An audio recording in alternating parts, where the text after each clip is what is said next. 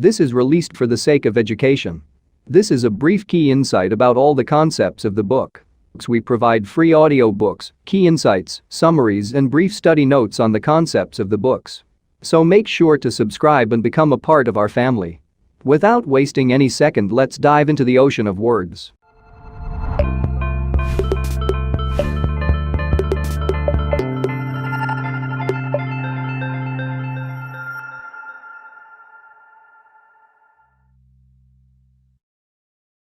Preface. This book is pragmatical, not philosophical. A practical manual, not a treatise upon theories. It is intended for the men and women whose most pressing need is for money, who wish to get rich first and philosophize afterward. It is for those who have, so far, found neither the time, the means, nor the opportunity to go deeply into the study of metaphysics, but who want results and who are willing to take the conclusions of science as a basis for action, without going into all the processes by which those conclusions were reached. It is expected that the reader will take the fundamental statements upon faith, just as he would take statements concerning a law of electrical action if they were promulgated by a Marconi or an Edison, and, taking the statements upon faith, that he will prove their truth by acting upon them without fear or hesitation. Every man or woman who does this will certainly get rich, for the science herein applied is an exact science, and failure is impossible. For the benefit, however, of those who wish to investigate philosophical theories and so secure a logical basis for faith, I will here cite certain authorities.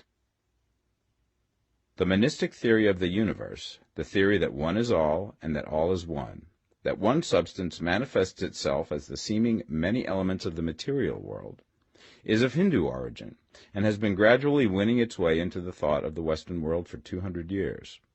It is the foundation of all the Oriental philosophies, and of those of Descartes, Spinoza, Leibniz, Schopenhauer, Hegel, and Emerson. The reader who would dig to the philosophical foundations of this is advised to read Hegel and Emerson for himself. In writing this book, I have sacrificed all other considerations to plainness and simplicity of style, so that all might understand. The plan of action laid down herein was deduced from the conclusions of philosophy. It has been thoroughly tested and bears the supreme test of practical experiment. It works.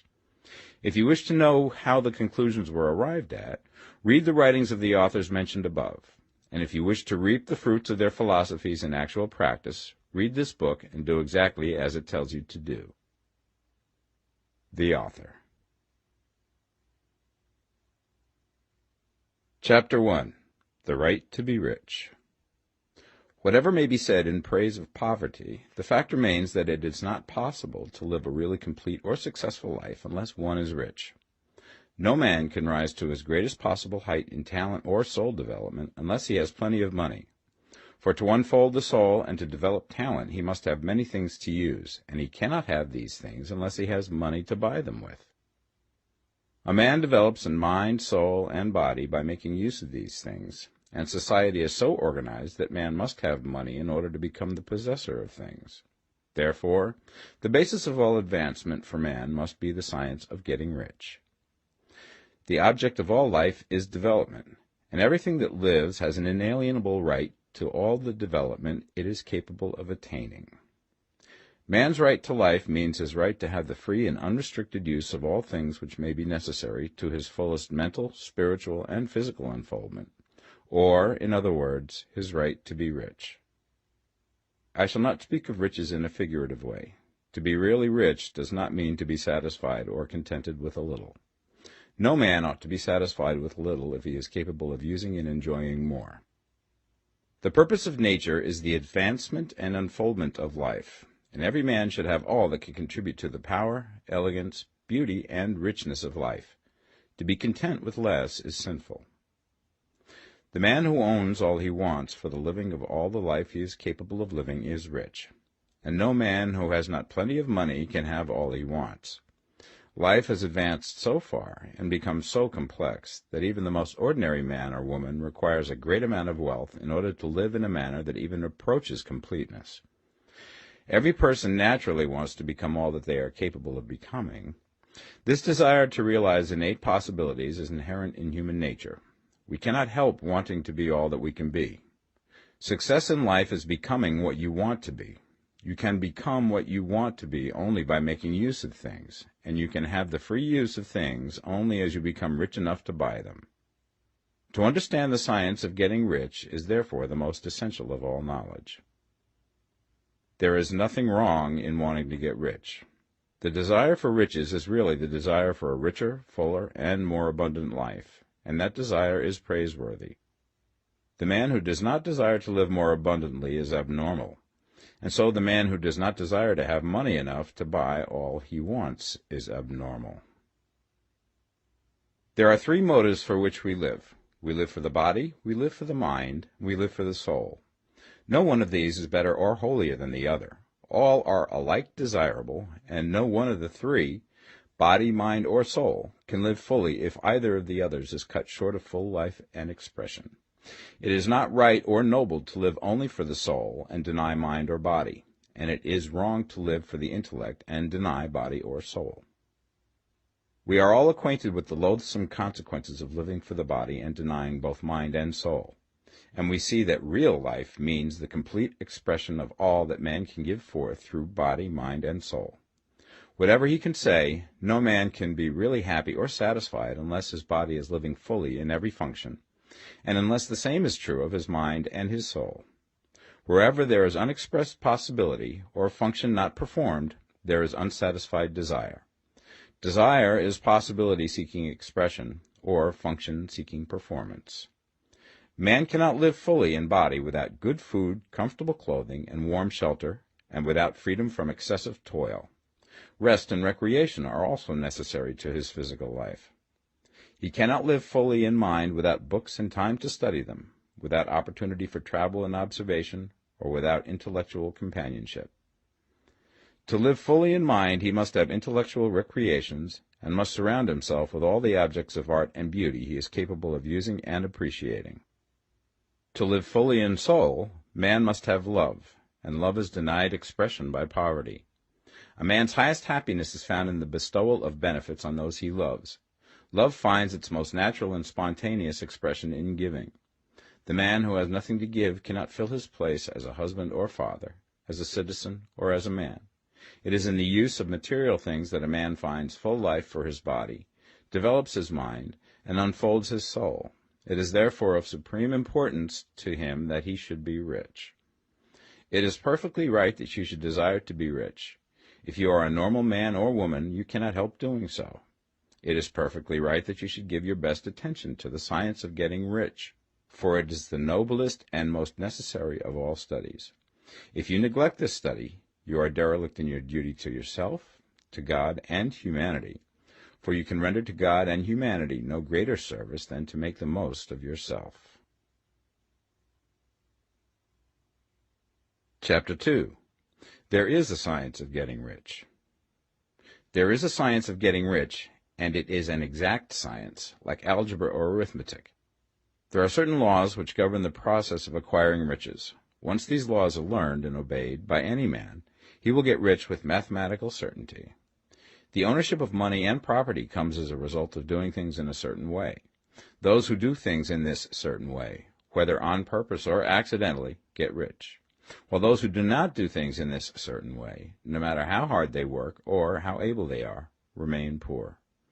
It is a natural law that like causes always produce like effects, and therefore any man or woman who learns to do things in this certain way will infallibly get rich.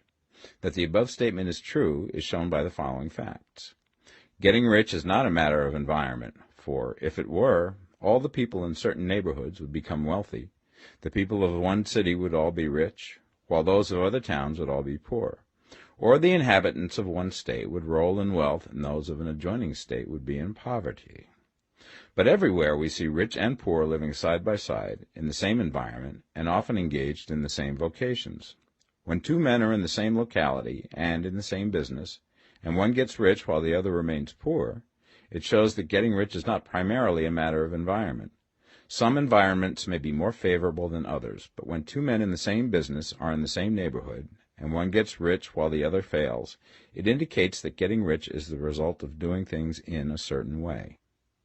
And further, the ability to do things in this certain way is not due solely to the possession of talent, for many people who have great talent remain poor, while others who have very little talent get rich. Studying the people who have gotten rich, we find that they are an average lot in all respects, having no greater talents and abilities than other men. It is evident that they do not get rich because they possess talents and abilities that other men have not, but because they happen to do things in a certain way. Getting rich is not the result of saving or thrift. Many very penurious people are poor, while free spenders often get rich. Nor is getting rich due to doing things which others fail to do. For two men in the same business often do almost exactly the same things, and one gets rich while the other remains poor or becomes bankrupt. From all these things, we must come to the conclusion that getting rich is the result of doing things in a certain way. If getting rich is the result of doing things in a certain way, then any man or woman who can do things in that way can become rich, and the whole matter is brought within the domain of exact science. The question arises here whether this certain way may not be so difficult that only a few may follow it. This cannot be true, as we have seen, so far as natural ability is concerned. Talented people get rich, and blockheads get rich. Intellectually brilliant people get rich, and very stupid people get rich. Physically strong people get rich, and weak and sickly people get rich. Some degree of ability to think and understand is, of course, essential. But insofar natural ability is concerned, any man or woman who has sense enough to read and understand these words can certainly get rich. Also, we have seen that it is not a matter of environment. Location counts for something. One would not go to the heart of the Sahara and expect to do successful business. Getting rich involves the necessity of dealing with men and of being where there are people to deal with. And if these people are inclined to deal in the way that you want to deal, so much the better. But that is about as far as environment goes. If anybody else in your town can get rich, so can you. And if anybody else in your state can get rich, so can you. Again, it is not a matter of choosing some particular business or profession. People get rich in every business and in every profession, while their next-door neighbors in the same vocation remain in poverty. It is true that you will do best in a business which you like and which is congenial to you. And if you have certain talents which are well developed, you will do best in a business which calls for the exercise of those talents. Also, you will do best in a business which is suited to your locality. An ice cream parlor would do better in a warm climate than in Greenland, and a salmon fishery will succeed better in the Northwest than in Florida, where there are no salmon. But aside from these general limitations, getting rich is not dependent upon your engaging in some particular business, but upon your learning to do things in a certain way. If you are now in business and anybody else in your locality is getting rich in the same business, while you are not getting rich, it is because you are not doing things in the same way that the other person is doing them. No one is prevented from getting rich by lack of capital. True, as you get capital, the increase becomes more easy and rapid, but one who has capital is already rich and does not need to consider how to become so. No matter how poor you may be, if you begin to do things in a certain way, you will begin to get rich, and you will begin to have capital. The getting of capital is a part of the process of getting rich, and it is a part of the result which invariably follows the doing of things in a certain way. You may be the poorest man on the continent and be deeply in debt. You may have neither friends, influence, nor resources, but if you begin to do things in this way, you must infallibly begin to get rich, for the like causes must produce like effects. If you have no capital, you can get capital. If you're in the wrong business, you can get into the right business. If you're in the wrong location, you can go to the right location, and you can do so by beginning in your present business and in your present location to do things in the certain way which causes success. Chapter 3. Is Opportunity Monopolized?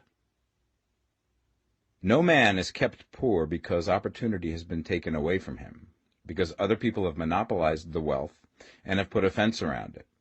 You may be shut off from engaging in business in certain lines, but there are other channels open to you. Probably it would be hard for you to get control of any of the great railroad systems. That field is pretty well monopolized, but the electric railway business is still in its infancy and offers plenty of scope for enterprise, and it will be but a very few years until traffic and transportation through the air will become a great industry, and in all its branches will give employment to hundreds of thousands and perhaps to millions of people. Why not turn your attention to the development of aerial transportation instead of competing with J.J. Hill and others for a chance in the steam railway world? It is quite true that if you are a working man in the employ of the Steel Trust, you have very little chance of becoming the owner of the plant in which you work. But it is also true that if you will commence to act in a certain way, you can soon leave the employ of the Steel Trust. You can buy a farm from 10 to 40 acres and engage in business as a producer of foodstuffs. There is great opportunity at this time for men who will live upon small tracts of land and cultivate the same intensively. Such men will certainly get rich. You may say that it is impossible for you to get the land, but I'm going to prove to you that it is not impossible, and that you can certainly get a farm if you will go to work in a certain way.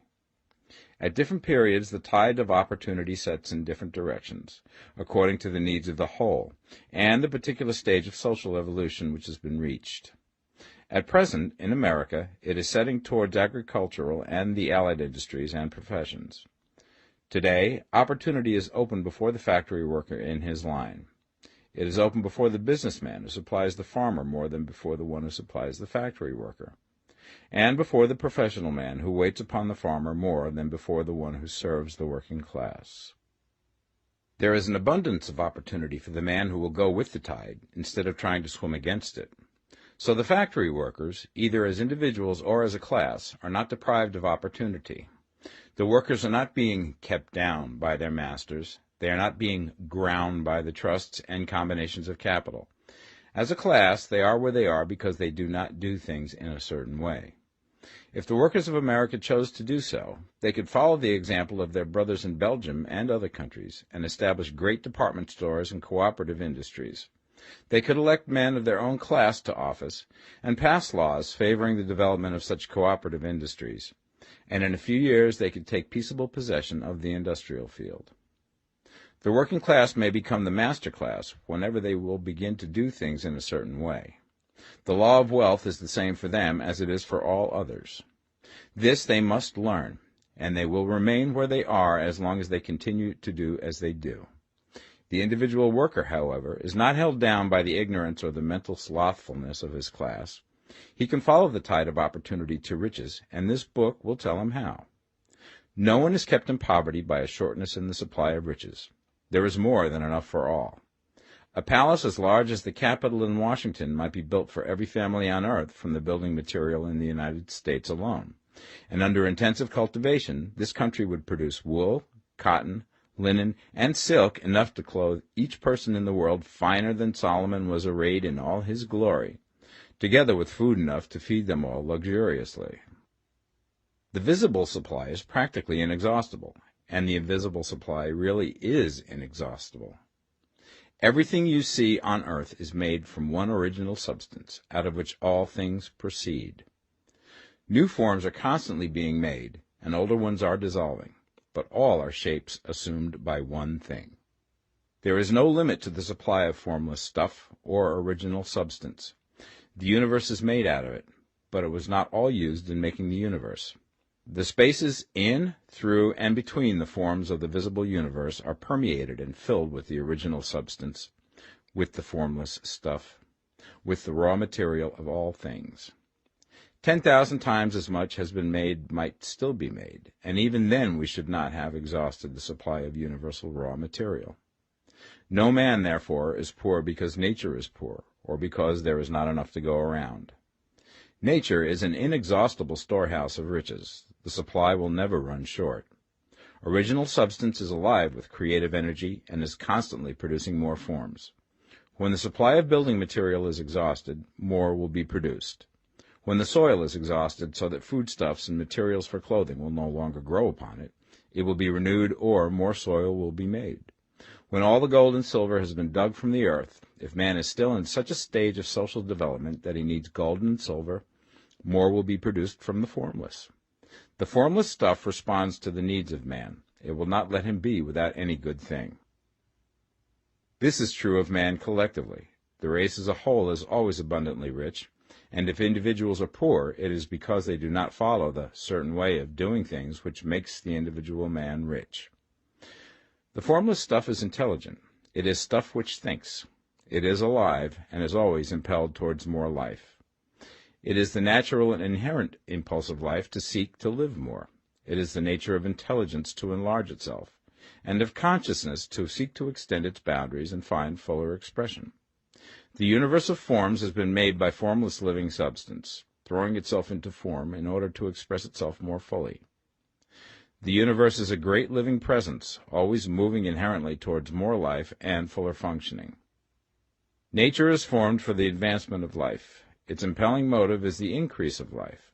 For this cause, everything which can possibly minister to life is bountifully provided. There can be no lack unless God is to contradict himself and nullify his own works. You are not kept poor by lack in the supply of riches. It is a fact which I shall demonstrate a little further on, that even the resources of the formless supply are at the command of the man or woman who will act and think in a certain way. Chapter 4. The first principle in the science of getting rich. Thought is the only power which can produce tangible riches from the formless substance. The stuff from which all things are made is a substance which thinks, and a thought of form in this substance produces the form. Original substance moves according to its thoughts. Every form and process you see in nature is the visible expression of a thought in original substance. As the formless stuff thinks of a form, it takes that form. As it thinks of a motion, it makes that motion. That is the way all things were created. We live in a thought world, which is part of a thought universe. The thought of a moving universe extended through formless substance, and the thinking stuff moving according to that thought, took the form of systems of planets and maintains that form. Thinking substance takes the form of its thought and moves according to that thought. Holding the idea of a circling system of suns and worlds, it takes the form of these bodies and moves them as it thinks. Thinking the form of a slow-growing oak tree, it moves accordingly and produces the tree, though centuries may be required to do the work. In creating, the formless seems to move according to the lines of motion it has established. The thought of an oak tree does not cause the instant formation of a full-grown tree, but it does start in motion the forces which will produce the tree, along established lines of growth. Every thought of form held in thinking substance causes the creation of the form, but always, or at least generally, along lines of growth and action already established. The thought of a house of a certain construction, if it were impressed upon formless substance, might not cause the instant formation of the house, but it would cause the turning of creative energies already working in trade and commerce into such channels as to result in the speedy building of the house. And if there were no existing channels through which the creative energy could work, then the house would be formed directly from primal substance, without waiting for the slow processes of the organic and inorganic world. No thought of form can be impressed upon original substance without causing the creation of the form. Man is a thinking center and can originate thought. All the forms that man fashions with his hands must first exist in his thought. He cannot shape a thing until he has thought that thing. And so far, man has confined his efforts wholly to the work of his hands. He has applied manual labor to the world of forms, seeking to change or modify those already existing. He has never thought of trying to cause the creation of new forms by impressing his thoughts upon formless substance. When man has a thought form, he takes material from the forms of nature and makes an image of the form which is in his mind. He has so far made little or no effort to cooperate with formless intelligence, to work with the Father. He has not dreamed that he can do what he seeth the Father doing. Man reshapes and modifies existing forms by manual labor. He has given no attention to the question whether he may not produce things from formless substance by communicating his thoughts to it. We propose to prove that he may do so, to prove that any man or woman may do so, and to show how. As our first step, we must lay down the three fundamental propositions. First, we assert that there is one original formless stuff, or substance, from which all things are made. All the seemingly many elements are but different presentations of one element. All the many forms found in organic and inorganic nature are but different shapes, made from the same stuff. And this stuff is thinking stuff. A thought held in it produces the form of the thought. Thought, in thinking substance, produces shapes. Man is a thinking center, capable of original thought.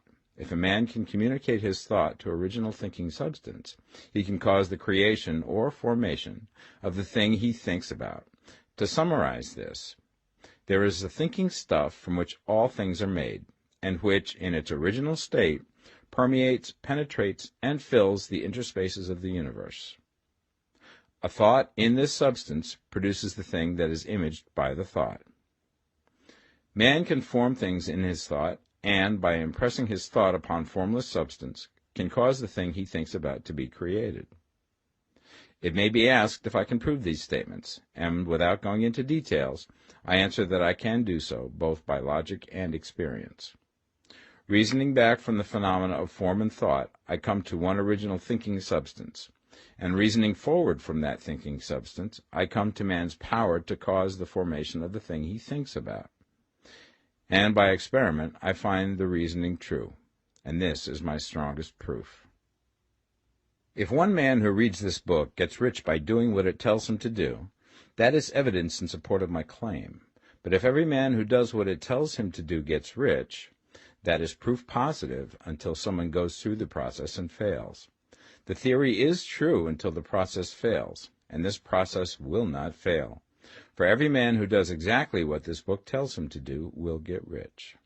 I have said that men get rich by doing things in a certain way, and in order to do so, men must become able to think in a certain way. A man's way of doing things is the direct result of the way he thinks about things. To do things in a way that you want to do them, you will have to acquire the ability to think the way you want to think. This is the first step towards getting rich. To think what you want to think is to think truth, regardless of appearances. Every man has the natural and inherent power to think what he wants to think, but it requires far more effort to do so than it does to think the thoughts which are suggested by appearances. To think according to appearance is easy. To think truth regardless of appearances is laborious, and requires the expenditure of more power than any other work man is called upon to perform. There is no labor from which most people shrink as they do from that of sustained and consecutive thought. It is the hardest work in the world. This is especially true when truth is contrary to appearances. Every appearance in the visible world tends to produce a corresponding form in the mind which observes it, and this can only be prevented by holding the thought of the truth. To look upon the appearance of disease will produce the form of disease in your own mind and ultimately in your body, unless you hold the thought of the truth, which is that there is no disease. It is only an appearance, and the reality is health. To look upon the appearances of poverty will produce corresponding forms in your own mind, unless you hold to the truth that there is no poverty, there is only abundance. To think health when surrounded by the appearance of disease, or to think riches when in the midst of appearances of poverty, requires power, but he who acquires this power becomes a master mind. He can conquer fate. He can have what he wants. This power can only be acquired by getting hold of the basic fact which is behind all appearances, and that fact is that there is one thinking substance, from which and by which all things are made.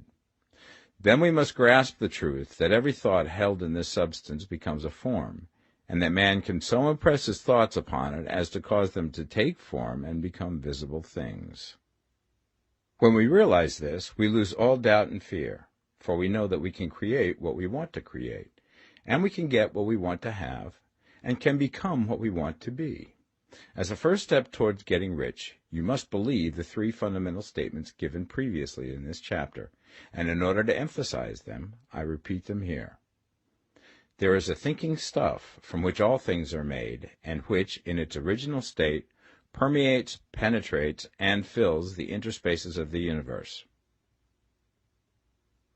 A thought in this substance produces the thing that is imaged by the thought. Man can form things in his thought, and, by impressing his thought upon formless substance, can cause the thing he thinks about to be created. You must lay aside all other concepts of the universe than this monistic one, and you must dwell upon this until it is fixed in your mind and has become your habitual thought. Read these creed statements over and over again. Fix every word upon your memory, and meditate upon them until you firmly believe what they say. If a doubt comes to you, cast it aside as a sin. Do not listen to arguments against this idea. Do not go to churches or lectures where a contrary concept of things is taught or preached. Do not read magazines or books which teach a different idea. If you get mixed up in your faith, all your efforts will be in vain. Do not ask why these things are true, nor speculate as to how they can be true. Simply take them on trust. The science of getting rich begins with the absolute acceptance of this faith. Chapter 5. Increasing Life. You must get rid of the last vestige of the old idea that there is a deity whose will it is that you should be poor, or whose purposes may be served by keeping you in poverty. The intelligent substance which is all, and in all, which lives in all and lives in you, is a consciously living substance. Being a consciously living substance, it must have the nature and inherent desire of every living intelligence for increase of life. Every living thing must continually seek for the enlargement of its life, because life, in the mere act of living, must increase itself. A seed, dropped into the ground, springs into activity, and in the act of living produces 100 more seeds. Life, by living, multiplies itself. It is forever becoming more. It must do so if it continues to be at all. Intelligence is under the same necessity for continuous increase. Every thought we think makes it necessary for us to think another thought. Consciousness is continually expanding. Every fact we learn leads us to the learning of another fact. Knowledge is continually increasing. Every talent we cultivate brings to the mind the desire to cultivate another talent. We are subject to the urge of life, seeking expression, which ever drives us on to know more, to do more, and to be more. In order to know more, do more, and be more, we must have more. We must have things to use, for we learn and do and become only by using things. We must get rich so that we can live more. The desire for riches is simply the capacity for larger life seeking fulfillment. Every desire is the effort of an unexpressed possibility to come into action. It is power seeking to manifest which causes desire. That which makes you want more money is the same as that which makes the plant grow. It is life, seeking fuller expression. The one living substance must be subject to this inherent law of all life. It is permeated with the desire to live more. That is why it is under the necessity of creating things. The one substance desires to live more in you. Hence, it wants you to have all the things you can use. It is the desire of God that you should get rich. He wants you to get rich because he can express himself better through you if you have plenty of things to use in giving him expression. He can live more in you if you have unlimited command of the means of life. The universe desires you to have everything you want to have. Nature is friendly to your plans. Everything is naturally for you. Make up your mind that this is true. It is essential, however, that your purpose should harmonize with the purpose that is in all. You must want real life, not mere pleasure of sensual gratification. Life is the performance of function, and the individual really lives only when he performs every function, physical, mental, and spiritual, of which he is capable, without excess in any. You do not want to get rich in order to live swinishly, for the gratification of animal desires, that is not life. But the performance of every physical function is a part of life, and no one lives completely who denies the impulses of the body a normal and healthful expression. You do not want to get rich solely to enjoy mental pleasures, to get knowledge, to gratify ambition, to outshine others, to be famous. All these are a legitimate part of life, but the man who lives for the pleasures of the intellect alone will only have a partial life, and he will never be satisfied with his lot. You do not want to get rich solely for the good of others, to lose yourself for the salvation of mankind, to experience the joys of philanthropy and sacrifice. The joys of the soul are only a part of life, and they are no better or nobler than any other part. You want to get rich in order that you may eat, drink, and be merry when it is time to do these things, in order that you may surround yourself with beautiful things, See distant lands, feed your mind, and develop your intellect, in order that you may love men and do kind things, and be able to play a good part in helping the world to find truth. But remember that extreme altruism is no better and no nobler than extreme selfishness. Both are mistakes. Get rid of the idea that God wants you to sacrifice yourself for others, and that you can secure His favor by doing so. God requires nothing of the kind. What He wants is that you should make the most of yourself, for yourself and for others, and you can help others more by making the most of yourself than in any other way. You can make the most of yourself only by getting rich, so it is right and praiseworthy that you should give your first and best thought to the work of acquiring wealth. Remember, however, that the desire of substance is for all, and its movements must be for more life to all. It cannot be made to work for less life to any, because it is equally in all, seeking riches and life. Intelligent substance will make things for you, but it will not take things away from someone else and give them to you.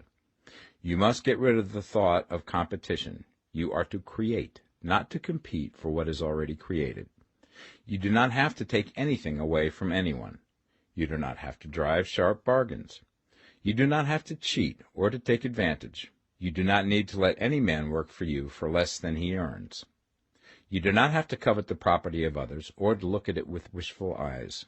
No man has anything of which you cannot have the like, and that without taking what he has away from him. You are to become a creator, not a competitor. You are going to get what you want, but in such a way that when you get it, every other man will have more than he has now. I am aware that there are men who get a vast amount of money by proceeding in direct opposition to the statements in the paragraph above, and may add a word of explanation here. Men of the plutocratic type, who become very rich, do so sometimes purely by their extraordinary ability on the plane of competition, and sometimes they unconsciously relate themselves to substance and its great purposes and movements for the general racial upbuilding through industrial evolution. Rockefeller, Carnegie, Morgan, et al. Have been the unconscious agents of the supreme in the necessary work of systematizing and organizing productive industry, and, in the end, their work will contribute immensely towards increased life for all. Their day is nearly over. They have organized production, and will soon be succeeded by the agents of the multitude, who will organize the machinery of distribution. The multimillionaires are like the monster reptiles of the prehistoric eras. They play a necessary part in the evolutionary process, but the same power which produced them will dispose of them, and it is well to bear in mind that they have never been really rich. A record of the private lives of most of this class will show that they have really been the most abject and wretched of the poor. Riches secured on the competitive plane are never satisfactory and permanent. They are yours today and another's tomorrow. Remember, if you are to become rich in a scientific and certain way, you must rise entirely out of the competitive thought. You must never think for a moment that the supply is limited. Just as soon as you begin to think that all the money is being cornered and controlled by bankers and others, and that you must exert yourself to get laws passed to stop this process, and so on, in that moment you drop into the competitive mind, and your power to cause creation is gone for the time being. And what is worse, you will probably arrest the creative movements you have already instituted. Know that there are countless millions of dollars worth of gold in the mountains of the earth, not yet brought to light, and know that if there were not, more would be created from thinking substance to supply your needs. Know that the money you need will come, even if it is necessary for 1,000 men to be led to the discovery of new gold mines tomorrow. Never look at the visible supply. Look always at the limitless riches in formless substance, and know that they are coming to you as fast as you can receive and use them. Nobody, by cornering the visible supply, can prevent you from getting what is yours. So never allow yourself to think for an instant that all the best building spots will be taken before you get ready to build your house, unless you hurry. Never worry about the trusts and combines, and get anxious for fear that they will soon come to own the whole earth. Never get afraid that you will lose what you want because some other person beat you to it. That cannot possibly happen. You are not seeking anything that is possessed by anybody else. You are causing what you want to be created from formless substance, and the supply is without limits. Stick to the formulated statement. There is a thinking stuff from which all things are made, and which, in its original state, permeates, penetrates, and fills the interspaces of the universe. A thought in this substance produces the thing that is imaged by the thought. Man can form things in his thought, and by impressing his thought upon formless substance, can cause the thing he thinks about to be created. Chapter 6. How Riches Come to You. When I say that you do not have to drive sharp bargains, I do not mean that you do not have to drive any bargains at all, or that you are above the necessity for having any dealings with your fellow men. I mean that you will not need to deal with them unfairly. You do not have to get something for nothing, but can give to every man more than you take from him. You cannot give every man more in cash market value than you take from him, but you can give him more in use value than the cash value of the thing you take from him. The paper, ink, and other material in this book may not be worth the money you pay for it, but if the ideas suggested by it bring you thousands of dollars, you have not been wronged by those who sold it to you. They have given you a great use value for a small cash value. Let us suppose that I own a picture by one of the great artists, which in any civilized community is worth thousands of dollars. I take it to Baffin Ray, and by salesmanship induce an Eskimo to give a bundle of furs worth $500 for it. I have really wronged him, for he has no use for the picture. It has no value to him. It will not add to his life. But suppose I give him a gun worth $50 for his furs. Then he has made a good bargain. He has use for the gun. It will get him many more furs and much food. It will add to his life in every way. It will make him rich. When you rise from the competitive to the creative plane, you can scan your business transactions very strictly, and if you are selling any man anything which does not add more to his life than the thing he gives you in exchange, you can afford to stop it. You do not have to beat anybody in business, and if you are in a business which does beat people, get out of it at once.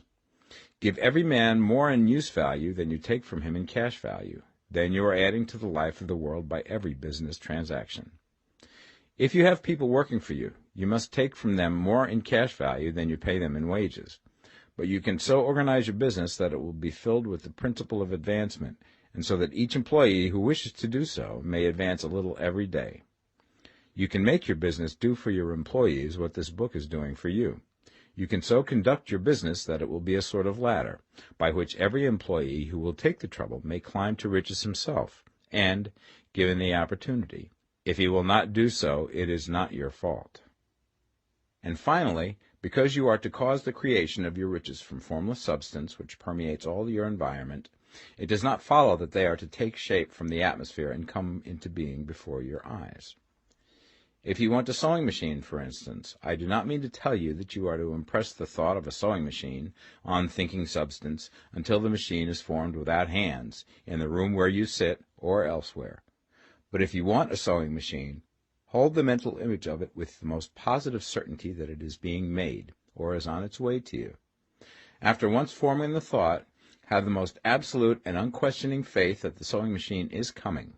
Never think of it, or speak of it, in any other way than as being sure to arrive. Claim it as already yours. It will be brought to you by the power of the Supreme Intelligence, acting upon the minds of men. If you live in Maine, it may be that a man will be brought from Texas or Japan to engage in some transaction which will result in your getting what you want. If so, the whole matter will be as much to that man's advantage as it is to yours. Do not forget for a moment that the thinking substance is through all, in all, communicating with all, and can influence all. The desire of thinking substance for a fuller life and better living has caused the creation of all the sewing machines already made, and it can cause the creation of millions more, and will, whenever men set it in motion by desire and faith, and by acting in a certain way. You can certainly have a sewing machine in your house, and it is just as certain that you can have any other thing or things which you want, and which you will use for the advancement of your own life and the lives of others. You need not hesitate about asking largely. It is your Father's pleasure to give you the kingdom, said Jesus. Original substance wants to live all that is possible in you, and wants you to have all that you can or will use for the living of the most abundant life. If you fix upon your consciousness the fact that the desire you feel for the possession of riches is one with a desire of omnipotence for more complete expression, your faith becomes invincible. Once I saw a little boy sitting at a piano, and vainly tried to bring harmony out of the keys, and I saw that he was grieved and provoked by his inability to play real music. I asked him the cause of his vexation, and he answered, "I can feel the music in me, but I can't make my hands go right." The music in him was the urge of original substance, containing all the possibilities of all life. All that there is of music was seeking expression through the child. God, the one substance, is trying to live and do and enjoy things through humanity. He is saying, "I want hands to build wonderful structures, to play divine harmonies, to paint glorious pictures. I want feet to run my errands, eyes to see my beauties, tongues to tell mighty truths and to sing marvelous songs," and so on. All that there is of possibility is seeking expression through men. God wants those who can play music to have pianos and every other instrument, and to have the means to cultivate their talents to the fullest extent. He wants those who can appreciate beauty to be able to surround themselves with beautiful things. He wants those who can discern truth to have every opportunity to travel and observe. He wants those who can appreciate dress to be beautifully clothed, and those who can appreciate good food to be luxuriously fed. He wants all these things because it is himself that enjoys and appreciates them. It is God who wants to play and sing and enjoy beauty and proclaim truth and wear fine clothes and eat good food. "It is God that worketh in you to will and to do," said Paul. The desire you feel for riches is the infinite, seeking to express himself in you as he sought to find expression in the little boy at the piano. So you need not hesitate to ask largely. Your part is to focalize and express the desire to God. This is a difficult point with most people. They retain some of the old idea that poverty and self-sacrifice are pleasing to God. They look upon poverty as a part of the plan, a necessity of nature. They have the idea that God has finished his work and made all that he can make, and that the majority of men must stay poor because there is not enough to go around. They hold to so much of this erroneous thought that they feel ashamed to ask for wealth. They try not to want more than a very modest competence, just enough to make them fairly comfortable. I recall now the case of one student who was told that he must get in mind a clear picture of the things he desired, so that the creative thought of them might be impressed upon formless substance. He was a very poor man, living in a rented house, and having only what he earned from day to day, and he could not grasp the fact that all wealth was his. So, after thinking the matter over, he decided that he might reasonably ask for a new rug for the floor of his best room, and an anthracite coal stove to heat the house during the cold weather. Following the instructions given in this book, he obtained these things in a few months, and then it dawned upon him that he had not asked enough. He went through the house in which he lived, and planned all the improvements he would like to make in it. He mentally added a bay window here and a room there, until it was complete in his mind as an ideal home, and then he planned its furnishings. Holding the whole picture in his mind, he began living in the certain way, and moving towards what he wanted, and he now owns the house, and is rebuilding it after the form of his mental image. And now, with still larger faith, he is going to get greater things. It has been unto him according to his faith, and it is so with you and with all of us. Chapter 7. Gratitude. The illustrations given in the last chapter will have conveyed the fact that the first step towards getting rich is to convey the idea of your wants to the formless substance. This is true, and you will see that in order to do so, it becomes necessary to relate yourself to the formless intelligence in a harmonious way. To secure this harmonious relation is a matter of such primary and vital importance that I shall give some space to its discussion here, and give you instructions which, if you will follow them, will be certain to bring you into perfect unity of mind with God. The whole process of mental adjustment and atonement can be summed up in one word: gratitude. First, you believe that there is one intelligent substance from which all things proceed. Second, you believe that this substance gives you everything you desire. And third, you relate yourself to it by a feeling of deep and profound gratitude. Many people who order their lives rightly in all other ways are kept in poverty by their lack of gratitude. Having received one gift from God, they cut the wires which connect them with Him by failing to make acknowledgement. It is easy to understand that the nearer we live to the source of wealth, the more wealth we shall receive. And it is easy also to understand that the soul that is always grateful lives in closer touch with God than the one which never looks to Him in thankful acknowledgement. The more gratefully we fix our minds on the Supreme when good things come to us, the more good things we will receive, and the more rapidly they will come. And the reason simply is that the mental attitude of gratitude draws the mind into closer touch with the source from which the blessings come. If it is a new thought to you that gratitude brings your whole mind into closer harmony with the creative energies of the universe, consider it well, and you will see that it is true. The good things you already have come to you along the line of obedience to certain laws. Gratitude will lead your mind out along the ways by which things come, and it will keep you in close harmony with creative thought and prevent you from falling into competitive thought.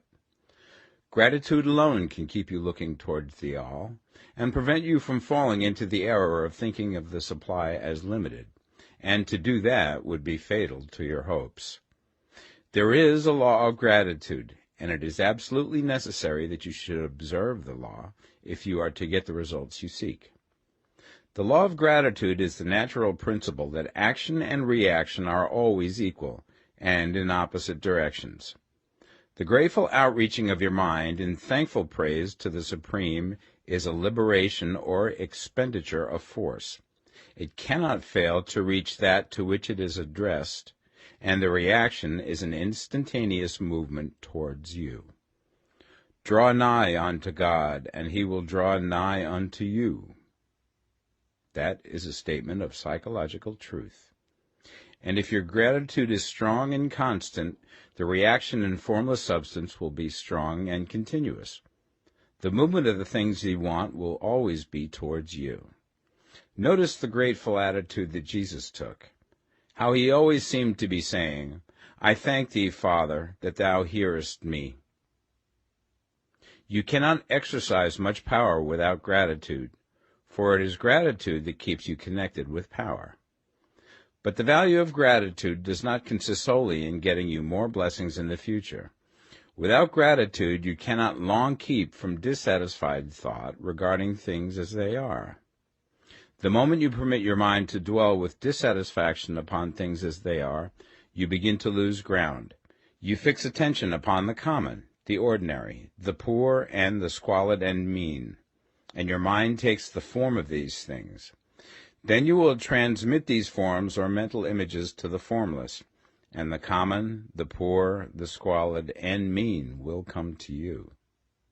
To permit your mind to dwell upon the inferior is to become inferior, and to surround yourself with inferior things. On the other hand, to fix your attention on the best is to surround yourself with the best, and to become the best. The creative power within us makes us into the image of that to which we give our attention.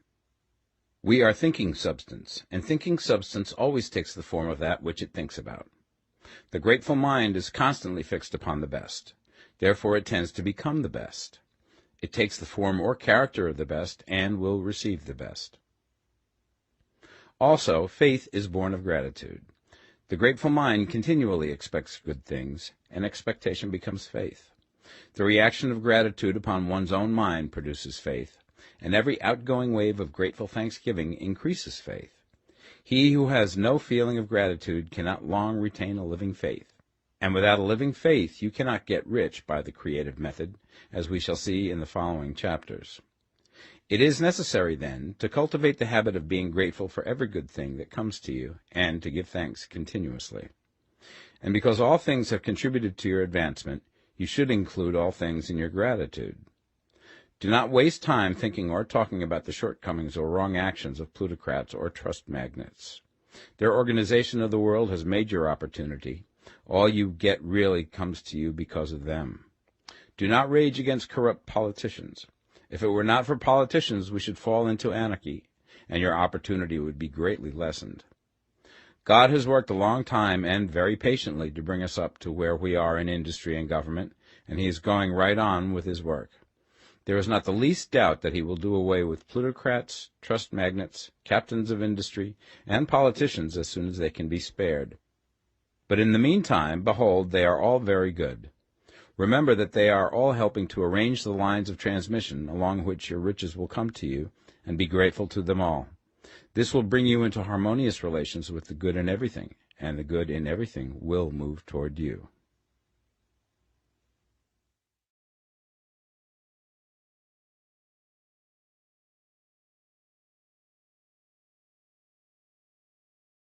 The Science of Getting Rich, Part 2. Chapter 8. Thinking in the Certain Way. You must form a clear and definite mental picture of what you want. You cannot transmit an idea unless you have it yourself. You must have it before you can give it, and many people fail to impress thinking substance because they have themselves only a vague and misty concept of the things they want to do, to have, or to become. It is not enough that you should have a general desire for wealth to do good with. Everybody has that desire. It is not enough that you should have a wish to travel, see things, live more, etc. Everybody has those desires also. If you were going to send a wireless message to a friend, you would not send the letters of the alphabet in their order and let him construct the message for himself, nor would you take words at random from the dictionary. You would send a coherent sentence, one which meant something. When you try to impress your wants upon substance, remember that it must be done by a coherent statement. You must know what you want and be definite. You can never get rich or start the creative power into action by sending out unformed longings and vague desires. Go over your desires just as the man I have described went over his house. See just what you want and get a clear mental picture of it as you wish it to look when you get it. That clear mental picture you must have continually in mind, as the sailor has in mind the port towards which he is sailing the ship. You must keep your face towards it all the time. You must no more lose sight of it than the steersman loses sight of the compass. It is not necessary to take exercises in concentration, nor to set apart special times for prayer and affirmation, nor to go into the silence, nor to do occult stunts of any kind. There things are well enough, but all you need is to know what you want, and to want it badly enough so that it will stay in your thoughts. Spend as much of your leisure time as you can in contemplating your picture, but no one needs to take exercises to concentrate his mind on a thing which he really wants.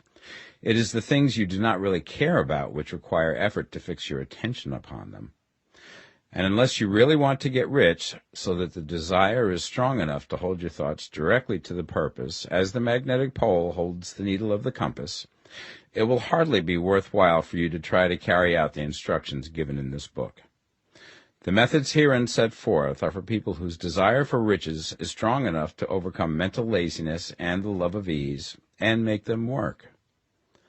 The more clear and definite you make your pictures then, and the more you dwell upon it, bringing out all of its delightful details, the stronger your desire will be, and the stronger your desire, the easier it will be to hold your mind fixed upon the picture of what you want.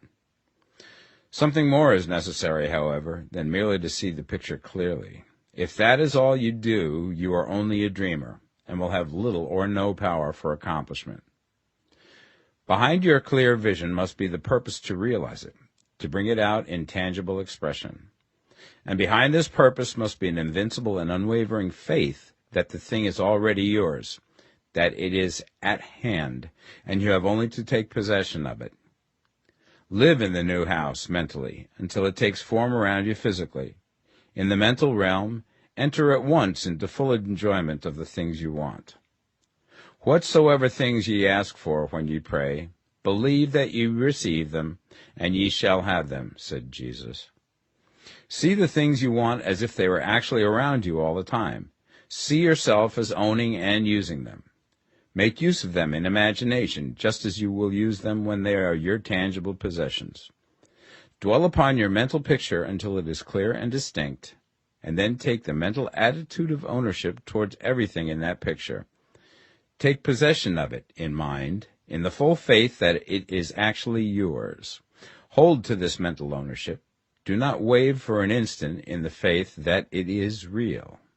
And remember what was said in the preceding chapter about gratitude. Be as thankful for it all the time as you expect to be when it has taken form. The man who can sincerely thank God for the things which as yet he owns only in imagination has real faith. He will get rich. He will cause the creation of whatsoever he wants.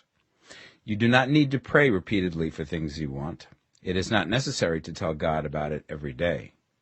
Use not vain repetitions as the heathens do, said Jesus to his pupils. For your Father knoweth that ye have need of these things before ye ask him. Your part is to intelligently formulate your desires for the things which make for a larger life, and to get these desires arranged into a coherent whole, and then to impress this whole desire upon the formless substance, which has the power and the will to bring you what you want. You do not make this impression by repeating strings of words. You make it by holding the vision with unshakable purpose to attain it, and with steadfast faith that you do attain it. The answer to your prayer is not according to your faith while you are talking, but according to your faith while you are working. You cannot impress the mind of God by having a special Sabbath day set apart to tell him what you want, and then forgetting him during the rest of the week. You cannot impress him by having special hours to go into your closet and pray, if you then dismiss the matter from your mind until the hour of prayer comes again. Oral prayer is well enough, and has its effect, especially upon yourself, in clarifying your vision and strengthening your faith. But it is not your oral petitions which get you what you want. In order to get rich, you do not need a sweet hour of prayer. You need to pray without ceasing. And by prayer I mean holding steadily to your vision, with the purpose to cause its creation into solid form, and the faith that you are doing so. Believe that ye receive them. The whole matter turns on receiving, once you have clearly formed your vision. When you have formed it, it is well to make an oral statement, addressing the Supreme in reverent prayer, and from that moment you must, in mind, receive what you ask for. Live in the new house, wear the fine clothes, ride in the automobile, go on the journey, and confidently plan for greater journeys. Think and speak of all things you have asked for in terms of actual present ownership. Imagine an environment and a financial condition exactly as you want them, and live all the time in that imaginary environment and financial condition. Mind, however, that you do not do this as a mere dreamer and castle builder. Hold to the faith that the imaginary is being realized, and to the purpose to realize it. Remember that it is faith and purpose in the use of imagination which makes the difference between the scientist and the dreamer. And having learned this fact, it is here that you must learn the proper use of the will. Chapter 9. How to Use the Will. To set about getting rich in a scientific way, you do not try to apply your willpower to anything outside of yourself. You have no right to do so anyway. It is wrong to apply your will to other men and women in order to get them to do what you wish done. It is as flagrantly wrong to coerce people by mental power as it is to coerce them by physical power. If compelling people by physical force to do things for you reduces them to slavery, compelling them by mental means accomplishes exactly the same thing. The only difference is in methods. If taking things from people by physical force is robbery, then taking things by mental force is robbery also. There is no difference in principle. You have no right to use your willpower upon another person, even for his own good, for you do not know what is for his good. The science of getting rich does not require you to apply power or force to any other person in any way whatsoever. There is not the slightest necessity for doing so. Indeed, any attempt to use your will upon others will only tend to defeat your purpose. You do not need to apply your will to things in order to compel them to come to you. That would simply be trying to coerce God, and would be foolish and useless, as well as irreverent. You do not have to compel God to give you good things, any more than you have to use your willpower to make the sun rise. You do not have to use your willpower to conquer an unfriendly deity, or to make stubborn and rebellious forces do your bidding. Substance is friendly to you, and is more anxious to give you what you want than you are to get it. To get rich, you need only to use your willpower upon yourself.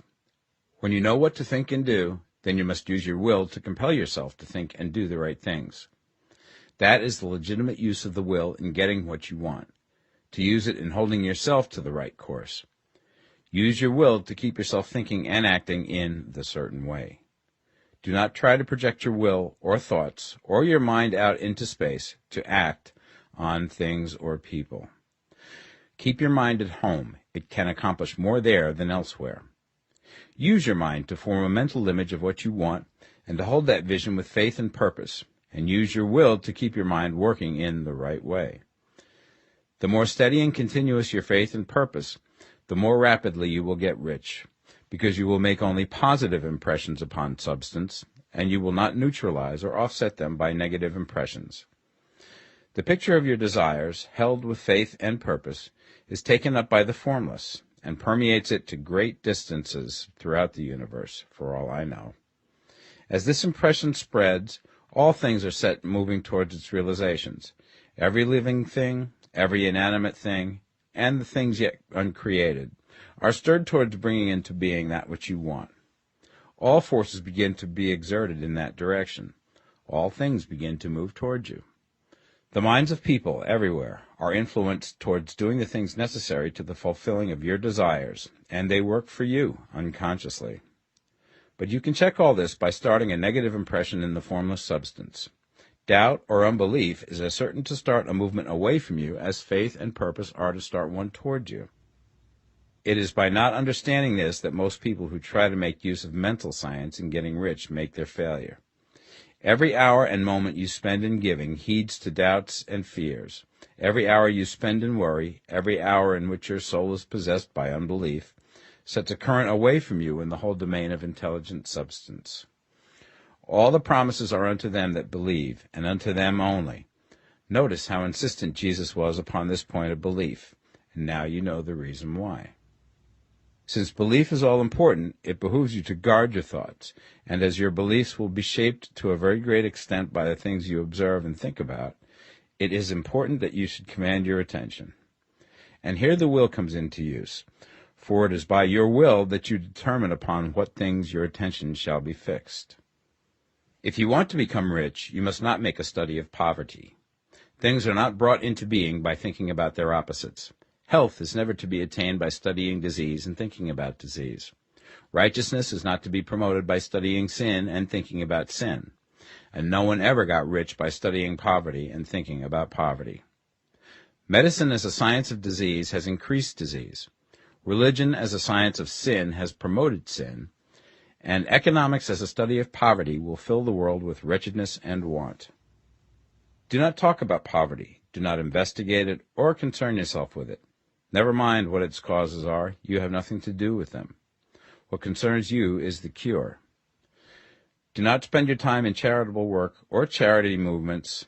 All charity only tends to perpetuate the wretchedness it aims to eradicate. I do not say that you should be hard-hearted or unkind and refuse to hear the cry of need, but you must not try to eradicate poverty in any of the conventional ways. Put poverty behind you, and put all that pertains to it behind you, and make good. Get rich. That is the best way you can help the poor. And you cannot hold the mental image which is to make you rich if you fill your mind with pictures of poverty. Do not read books or papers which give circumstantial accounts of the wretchedness of the tenement dwellers, of the horrors of child labor, and so on. Do not read anything which fills your mind with gloomy images of want and suffering. You cannot help the poor in the least by knowing about these things, and the widespread knowledge of them does not tend at all to do away with poverty. What tends to do away with poverty is not getting the pictures of poverty into your mind, but getting pictures of wealth into the minds of the poor. You are not deserting the poor in their misery when you refuse to allow your mind to be filled with pictures of that misery. Poverty can be done away with, not by increasing the number of well-to-do people who think about poverty, but by increasing the number of poor people who purpose with faith to get rich. The poor do not need charity, they need inspiration. Charity only sends them a loaf of bread to keep them alive in their wretchedness, or give them an entertainment to make them forget for an hour or two. But inspiration will cause them to rise out of their misery. If you want to help the poor, demonstrate to them that they can become rich. Prove it by getting rich yourself. The only way in which poverty will ever be banished from this world is by getting a large and constantly increasing number of people to practice the teachings of this book. People must be taught to become rich by creation, not by competition. Every man who becomes rich by competition throws down behind him the ladder by which he rises and keeps others down. But every man who gets rich by creation opens a way for thousands to follow him and inspires them to do so. You are not showing hardness of heart or an unfeeling disposition when you refuse to pity poverty, see poverty, read about poverty, or think or talk about it, or to listen to those who do talk about it. Use your willpower to keep your mind off the subject of poverty and to keep it fixed with faith and purpose on the vision of what you want. Chapter 10. Further Use of the Will. You cannot retain a true and clear vision of wealth if you are constantly turning your attention to opposing pictures, whether they be external or imaginary. Do not tell of your past troubles of a financial nature, if you have had them. Do not think of them at all. Do not tell of the poverty of your parents or the hardships of your early life. To do any of these things is to mentally class yourself with the poor for the time being, and it will certainly check the movement of things in your direction. Let the dead bury their dead, as Jesus said. Put poverty and all things that pertain to poverty completely behind you. You have accepted a certain theory of the universe as being correct, and are resting all your hopes of happiness on its being correct. And what can you gain by giving heed to conflicting theories? Do not read religious books which tell you that the world is soon coming to an end, and do not read the writing of muckrakers and pessimistic philosophers who tell you that it is going to the devil. The world is not going to the devil. It is going to God. It is wonderful becoming. True, there may be a good many things in existing conditions which are disagreeable, but what is the use of studying them when they are certainly passing away, and when the study of them only tends to check their passing and keep them with us? Why give time and attention to things which are being removed by evolutionary growth, when you can hasten their removal only by promoting the evolutionary growth as far as your part of it goes? No matter how horrible and seeming may be the conditions in certain countries, sections, or places, you waste your time and destroy your own chances by considering them. You should interest yourself in the world's becoming rich. Think of the riches in the world as coming to, instead of the poverty it is growing out of. And bear in mind that the only way in which you can assist the world in growing rich is by growing rich yourself through creative method, not the competitive one. Give your attention wholly to riches. Ignore poverty. Whenever you think or speak of those who are poor, think and speak of them as those who are becoming rich, as those who are to be congratulated rather than pitied. Then they and others will catch the inspiration and begin to search for the way out. Because I say that you are to give your whole time and mind and thought to riches, it does not follow that you are to be sordid or mean. To become really rich is the noblest aim you can have in life, for it includes everything else. On the competitive plane, the struggle to get rich is a godless scramble for power over other men. But when we come into the creative mind, all this is changed. All that is possible in the way of greatness and soul unfoldment, of service and lofty endeavor, comes by way of getting rich. All is made possible by the use of things. If you lack for physical health, you will find that the attainment of it is conditional on you getting rich. Only those who are emancipated from financial worry and who have the means to live a carefree existence and follow hygienic practices can have and retain health. Moral and spiritual greatness is possible only to those who are above the competitive battle for existence, and only those who are becoming rich on the plane of creative thought are free from the degrading influences of competition. If your heart is set on domestic happiness, remember that love flourishes best when there is refinement, a high level of thought, and freedom from corrupting influences. And these are to be found only where riches are attained by the exercise of creative thought, without strife or rivalry. You can aim at nothing so great or noble, I repeat, as to become rich, and you must fix your attention upon your mental picture of riches, to the exclusion of all that may tend to dim or obscure the vision. You must learn to see the underlying truth in all things. You must see beneath all seemingly wrong conditions the great one life, ever moving forward towards fuller expression and more complete happiness. It is the truth that there is no such thing as poverty, that there is only wealth. Some people remain in poverty because they are ignorant of the fact that there is wealth for them, and these can best be taught by showing them the way to affluence in your own person and practice. Others are poor because, while they feel that there is a way out, they are too intellectually indolent to put forth the mental effort necessary to find that way and by travel it. Others still are poor because, while they have some notion of science, they have become so swamped and lost in the maze of metaphysical and occult theories that they do not know which road to take. They try a mixture of many systems and fail in all. For these, again, the very best thing to do is to show the right way in your own person and practice. An ounce of doing things is worth a pound of theorizing. The very best thing you can do for the whole world is to make the most of yourself. You can serve God and man in no more effective way than by getting rich. That is, if you get rich by the creative method and not by the competitive one. Another thing. We assert that this book gives in detail the principles of the science of getting rich. And if that is true, you do not need to read any other book upon the subject. This may sound narrow and egotistical, but consider. There is no more scientific method of computation in mathematics than by addition, subtraction, multiplication, and division. No other method is possible. There can be but one shortest distance between 2 points. There is only one way to think scientifically, and that is to think in the way that leads by the most direct and simple route to the goal. No man has yet formulated a briefer or less complex system than the one set forth herein. It has been stripped of all non-essentials. When you commence on this, lay all others aside. Put them out of your mind altogether. Read this book every day. Keep it with you.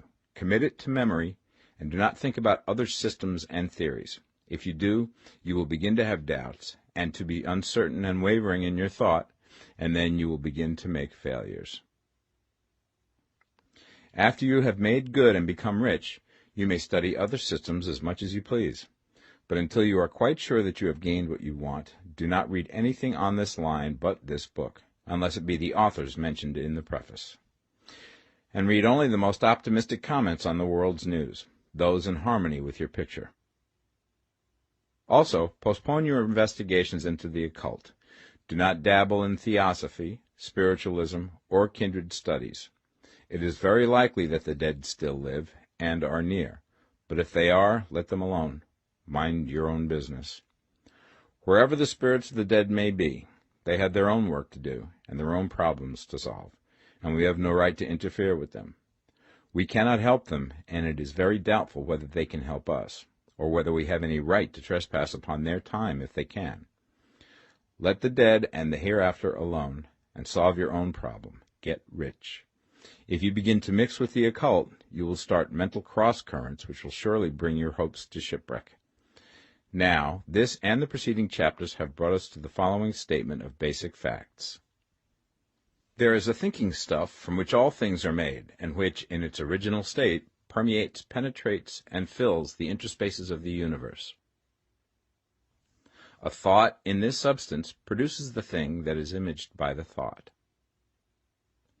Man can form things in his thought, and, by impressing his thought upon formless substance, can cause the thing he thinks about to be created.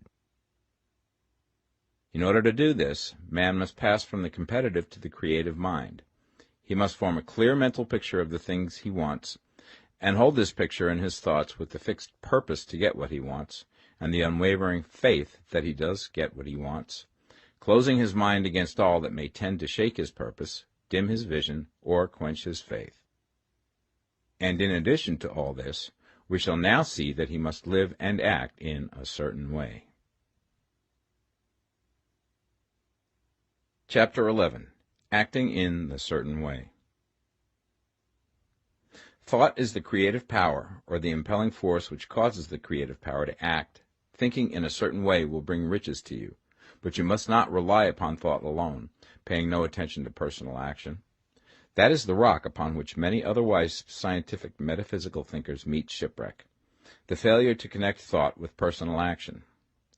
We have not yet reached the stage of development, even supposing such a stage to be possible, in which man can create directly from formless substance without nature's processes or the work of human hands. Man must not only think, but his personal action must supplement his thought. By thought, you can cause the gold in the hearts of the mountains to be impelled towards you, but it will not mine itself, refine itself, coin itself into double eagles, and come rolling along the roads seeking its way into your pocket. Under the impelling power of the Supreme Spirit, men's affairs will be so ordered that someone will be led to mine the gold for you. Other men's business transactions will be so directed that the gold will be brought toward you, and you must so arrange your own business affairs that you may be able to receive it when it comes to you. Your thought makes all things, animate and inanimate, work to bring you what you want, but your personal activity must be such that you can rightly receive what you want when it reaches you. You are not to take it as charity, nor to steal it. You must give every man more in use value than he gives you in cash value. The scientific use of thought consists in forming a clear and distinct mental image of what you want, in holding fast to the purpose to get what you want, and in realizing with grateful faith that you do get what you want. Do not try to project your thought in any mysterious or occult way, with the idea of having it go out and do things for you. That is a wasted effort and will weaken your power to think with sanity. The action of thought in getting rich is fully explained in the preceding chapters. Your faith and purpose positively impress your vision upon formless substance, which has the same desire for more life that you have. And this vision, received from you, sets all the creative forces at work in and through their regular channels of action, but directed towards you. It is not your part to guide or supervise the creative process. All you have to do with that is to retain your vision, stick to your purpose, and maintain your faith and gratitude. But you must act in a certain way, so that you can appropriate what is yours when it comes to you, so that you can meet the things you have in your picture and put them in their proper places as they arrive. You can really see the truth of this. When things reach you, they will be in the hands of other men, who will ask an equivalent for them. And you can only get what is yours by giving the other man what is his. Your pocketbook is not going to be transformed into a Fortunata's purse, which shall be always full of money without effort on your part. This is the crucial point in the science of getting rich, right here, where thought and personal action must be combined.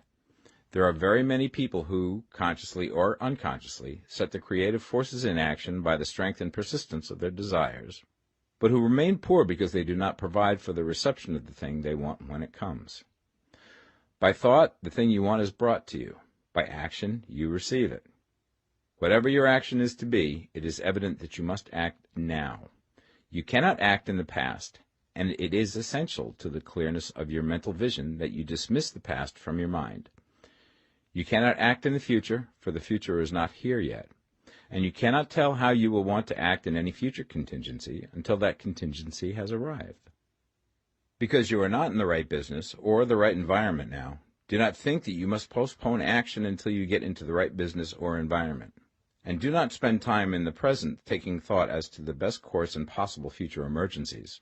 Have faith in your ability to meet any emergency when it arrives. If you act in the present with your mind on the future, your present action will be with a divided mind and will not be effective. Put your whole mind into present action. Do not give your creative impulse to original substance, and then sit down and wait for results. If you do, you will never get them. Act now. There is never any time but now, and there never will be any time but now. If you are ever to begin to make ready for the reception of what you want, you must begin now. And your action, whatever it is, must most likely be in your present business or employment, and must be upon the persons and things in your present environment. You cannot act where you are not, you cannot act where you have been, and you cannot act where you are going to be. You can act only where you are. Do not bother as to whether yesterday's work was well done or ill done. Do today's work well. Do not try to do tomorrow's work now. There will be plenty of time to do that when you get to it. Do not try, by occult or mystical means, to act on people or things that are out of your reach. Do not wait for a change of environment. Before you act, get a change of environment by action. You can so act upon the environment in which you are now, as to cause yourself to be transferred to a better environment. Hold with faith and purpose the vision of yourself in the better environment, but act upon your present environment with all your heart and with all your strength and with all your mind. Do not spend any time in daydreaming or castle building. Hold to the one vision of what you want and act now. Do not cast about seeking some new thing to do, or some strange, unusual, or remarkable action to perform as a first step towards getting rich. It is probable that your actions, at least for some time to come, will be those you have been performing for some time past, but you are to begin now to perform these actions in a certain way, which will surely make you rich. If you are engaged in some business and feel that it is not the right one for you, do not wait until you get into the right business before you begin to act. Do not feel discouraged or sit down and lament because you are misplaced. No man was ever so misplaced that he could not find the right place, and no man ever became so involved in the wrong business but that he could get into the right business. Hold the vision of yourself in the right business, with the purpose to get into it, and the faith that you will get into it, and are getting into it, but act in your present business. Use your present business as the means of getting a better one, and use your present environment as the means of getting into a better one. Your vision of the right business, if held with faith and purpose, will cause the Supreme to move the right business towards you, and your action, if performed in a certain way, will cause you to move towards the business. If you are an employee or wage earner and feel that you must change places in order to get what you want, do not project your thought into space and rely upon it to get you another job. It will probably fail to do so. Hold the vision of yourself in the job you want, while you act with faith and purpose on the job you have, and you will certainly get the job you want. Your vision and faith will set the creative force in motion to bring it toward you, and your action will cause the forces in your own environment to move you toward the place you want. In closing this chapter, we will add another statement to our syllabus.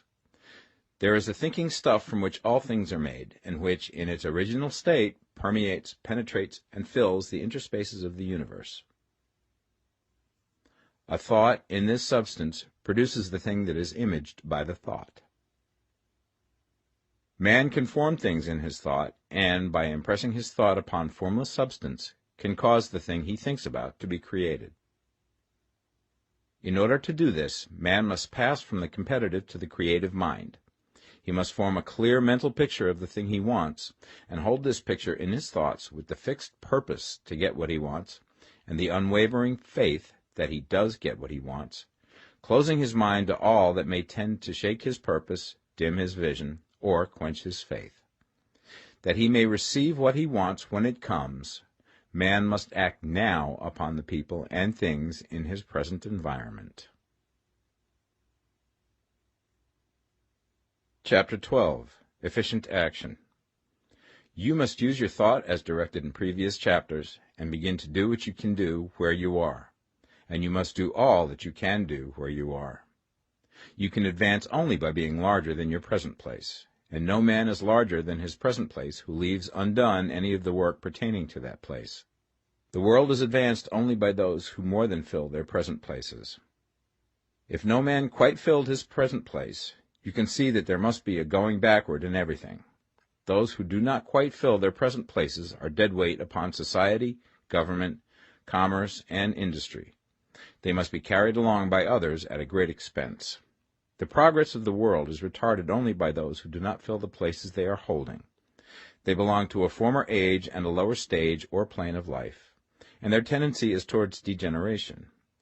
No society could advance if every man was smaller than his place. Social evolution is guided by the law of physical and mental evolution. In the animal world, evolution is caused by excess of life. When an organism has more life than can be expressed in the function of its own plane, it develops the organs of a higher plane, and a new species is originated.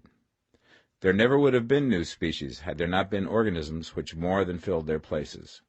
The law is exactly the same for you. Your getting rich depends upon your applying this principle to your own affairs. Every day is either a successful day or a day of failure, and it is the successful days which get you what you want. If every day is a failure, you can never get rich, while if every day is a success, you cannot fail to get rich. If there is something that may be done today, and you do not do it, you have failed in so far as that thing is concerned, and the consequences may be more disastrous than you imagine. You cannot foresee the results of even the most trivial act. You do not know the workings of all the forces that have been set moving in your behalf. Much may be depending on your doing some simple act. It may be the very thing which is to open the door of opportunity to very great possibilities. You can never know all the combinations which Supreme Intelligence is making for you in the world of things and of human affairs. Your neglect or failure to do some small thing may cause a long delay in getting what you want. Do, every day, all that can be done that day. There is, however, a limitation or qualification of the above that you must take into account. You are not to overwork, not to rush blindly into your business in the effort to do the greatest possible number of things in the shortest possible time. You are not to try to do tomorrow's work today, nor to do a week's work in a day. It is really not the number of things you do, but the efficiency of each separate action that counts. Every act is, in itself, either a success or a failure. Every act is, in itself, either effective or inefficient. Every inefficient act is a failure, and if you spend your life in doing inefficient acts, your whole life will be a failure. The more things you do, the worse for you if all your acts are inefficient ones. On the other hand, every efficient act is a success in itself, and if every act of your life is an efficient one, your whole life must be a success. The cause of failure is doing too many things in an inefficient manner, and not doing enough things in an efficient manner. You will see that it is a self-evident proposition that if you do not do any inefficient acts, and if you do a sufficient number of efficient acts, you will become rich. If, now, it is possible for you to make each act an efficient one, you see again that the getting of riches is reduced to an exact science, like mathematics. The matter turns, then, on the questions whether you can make each separate act a success in itself, and this you certainly can do. You can make each act a success because all power is working with you, and all power cannot fail. Power is at your service, and to make each act efficient, you have only to put power into it. Every action is either strong or weak, and when every one is strong, you are acting in a certain way which will make you rich. Every act can be made strong and efficient by holding your vision while you are doing it, and putting the whole power of your faith and purpose into it. It is at this point that the people fail who separate mental power from personal action. They use the power of the mind in one place and at one time, and they act in another place at another time. So their acts are not successful in themselves. Too many of them are inefficient. But if all power goes into every act, no matter how commonplace, every act will be a success in itself. And as in the nature of things, every success opens the way to other successes, your progress towards what you want, and the progress of what you want toward you, will become increasingly rapid. Remember that successful action is cumulative in its results. Since the desire for more life is inherent in all things, when a man begins to move towards larger life, more things attach themselves to him, and the influence of his desire is multiplied. Do, every day, all that you can do that day, and do each act in an efficient manner. In saying that you must hold your vision while you are doing each act, however trivial or commonplace, I do not mean to say that it is necessary at all times to see the vision distinctly to its smallest details. It should be the work of your leisure hours to use your imagination on the details of your vision, and to contemplate them until they are firmly fixed upon memory. If you wish speedy results, spend practically all your spare time in this practice. By continuous contemplation you will get the picture of what you want, even to the smallest details, so firmly fixed upon your mind and so completely transferred to the mind of formless substance, that in your working hours you need only to mentally refer to the picture to stimulate your faith and purpose, and cause your best effort to be put forth. Contemplate your picture in your leisure hours until your consciousness is so full of it that you can grasp it instantly. You will become so enthused with its bright promises that the mere thought of it will call forth the strongest energies of your whole being. Let us again repeat our syllabus, and by slightly changing the closing statements, bring it to the point we have now reached. There is a thinking stuff from which all things are made, and which, in its original state, permeates, penetrates, and fills the interspaces of the universe. A thought in this substance produces the thing that is imaged by the thought. Man can form things in his thought, and, by impressing his thought upon formless substance, can cause the thing he thinks about to be created. In order to do this, man must pass from competitive to the creative mind. He must form a clear mental picture of the thing he wants, and do, with faith and purpose, all that can be done each day, doing each separate thing in an efficient manner. Chapter 13. Getting into the right business. Success in any particular business depends for one thing upon your possessing in a well-developed state the faculties required in that business. Without good musical faculty, no one can succeed as a teacher of music. Without well-developed mechanical faculties, no one can achieve great success in any of the mechanical trades. Without tact and the commercial faculties, no one can succeed in the mercantile pursuits. But to possess in a well-developed state the faculties required in your particular vocation does not ensure getting rich. There are musicians who have remarkable talent and who yet remain poor. There are blacksmiths, carpenters, and so on who have excellent mechanical ability, but who do not get rich. And there are merchants with good faculties for dealing with men who nevertheless fail. The different faculties are tools. It is essential to have good tools, but it is also essential that the tools should be used in the right way. One man can take a sharp saw, a square, a good plane, and so on, and build a handsome article of furniture. Another man can take the same tools and set to work to duplicate the article, but his production will be a botch. He does not know how to use good tools in a successful way. The various faculties of your mind are the tools with which you must do the work which is to make you rich. It will be easier for you to succeed if you get into a business for which you are well equipped with mental tools. Generally speaking, you will do best in that business which will use your strongest faculties, the one for which you are naturally best fitted. But there are limitations to this statement also. No man should regard his vocation as being irrevocably fixed by the tendencies with which he was born. You can get rich in any business, for if you have not the right talent you can develop that talent. It merely means that you will have to make your tools as you go along, instead of confining yourself to the use of those with which you were born.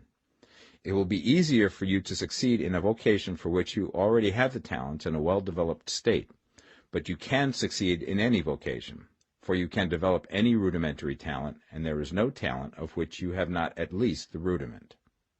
You will get rich most easily in point of effort if you do that for which you are best fitted, but you will get rich most satisfactorily if you do that which you want to do. Doing what you want to do is life, and there is no real satisfaction in living if we are compelled to be forever doing something which we do not like to do, and can never do what we want to do. And it is certain that you can do what you want to do. The desire to do it is proof that you have within you the power which can do it. Desire is a manifestation of power. The desire to play music is the power which can play music seeking expression and development. The desire to invent mechanical devices is the mechanical talent seeking expression and development. When there is no power, either developed or undeveloped, to do a thing, there is never any desire to do that thing. And where there is strong desire to do a thing, it is certain proof that the power to do it is strong, and only requires to be developed and applied in the right way. All things else being equal, it is best to select the business for which you have the best developed talent. But if you have a strong desire to engage in any particular line of work, you should select that work as the ultimate end at which you aim. You can do what you want to do, and it is your right and privilege to follow the business or avocation which will be most congenial and pleasant. You are not obliged to do what you do not like to do, and should not do it except as a means to bring you to the doing of the thing you want to do. If there are past mistakes whose consequences have placed you in an undesirable business or environment, you may be obliged for some time to do what you do not like to do. If you feel that you are not in the right vocation, do not act too hastily in trying to get into another one. The best way, generally, to change business or environment is by growth. Do not be afraid to make a sudden and radical change if the opportunity is presented, and you feel, after careful consideration, that it is the right opportunity. But never take sudden or radical action when you are in doubt as to the wisdom of doing so. There is never any hurry on the creative plane, and there is no lack of opportunity. When you get out of the competitive mind, you will understand that you never need to act hastily. No one else is going to beat you to the thing you want to do. There is enough for all. If one space is taken, another and a better one will be opened for you a little further on. There is plenty of time. When you are in doubt, wait. Fall back on the contemplation of your vision, and increase your faith and purpose. And by all means, in times of doubt and indecision, cultivate gratitude.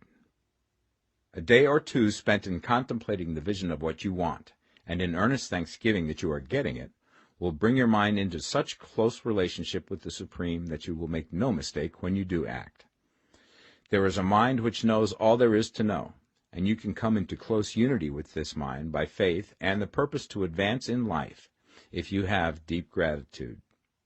Mistakes come from acting hastily, or from acting in fear or doubt, or in forgetfulness of the right motive, which is more life to all and less to none. As you go on in the certain way, opportunities will come to you in increasing number, and you will need to be very steady in your faith and purpose, and to keep in close touch with the all mind by reverent gratitude. Do all that you can do in a perfect manner every day, but do it without haste, worry, or fear.